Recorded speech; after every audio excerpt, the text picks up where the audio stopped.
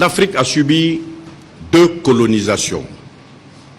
Deux colonisations, une très insidieuse et une violente et brutale.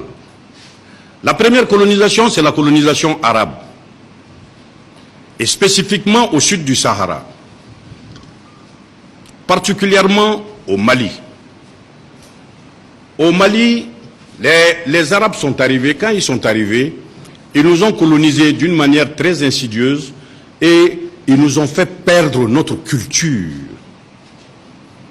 Ils nous ont fait perdre notre culture et quand eux ils sont venus, ils arrivaient, ils ne connaissaient pas la langue du pays. Et ceux du pays ne connaissant pas la langue de ceux-ci, nous avons pensé que la culture arabe, c'était ça la religion. Nous avons fait cet amalgame-là, on en a fait un syncrétisme que j'appelle crétinisme, qui nous fait croire que le Mali est un pays musulman. On vous le dira. Mais avant l'islam, avant que les Arabes ne viennent, qu'est-ce qu'il y avait chez nous? Est-ce qu'il n'existait pas quelque chose chez nous? On ne va pas dire que le Mali a commencé avec les Arabes. Ça veut donc dire que quelque chose existait. Mais aujourd'hui, au sud du Sahara, on est très fiers d'être appelés étrangers dans notre propre pays. Tellement, on nous a déculturés, on nous a acculturés. Bien sûr, ça c'est l'islam. El Hajj, ça veut dire étranger. Quelqu'un qui effectue le pèlerinage à la Mecque, il est étranger. Mais quand il revient chez lui, il ne peut plus être étranger. Mais nous sommes très heureux, très contents d'afficher El Hajj Draman Samaké, parce que je effectue le pèlerinage à la Mecque. L'étranger Draman Samaké dans son propre pays. Ou Adja dans son propre pays.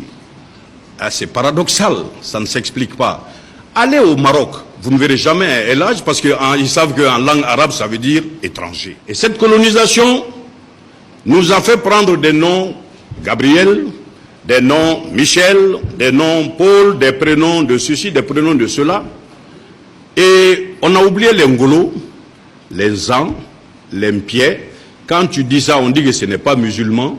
Quand tu dis Bandjougou, on dit que ce n'est pas chrétien. Voilà une autre colonisation. C'est pourquoi je veux vous dire, le premier devoir que je veux vous donner, c'est de me donner le nom des jours en Bamanankan. On va trouver le nom des jours en Bamanankan. Quelqu'un peut le trouver ici? Le nom des jours en Bamanankan. Hein? Ah, ils vont dire Ntenen, Tarata, Araba, Alamsa. Ça c'est arabe, hein? Ça ce n'est pas Bamanankan. Ils vont le dire Ntenen, Tarata, Araba, Al-Kamisa, Djouma, Sibri. Ça c'est arabe, ce n'est pas Bamanankan. C'est le premier devoir que je donne.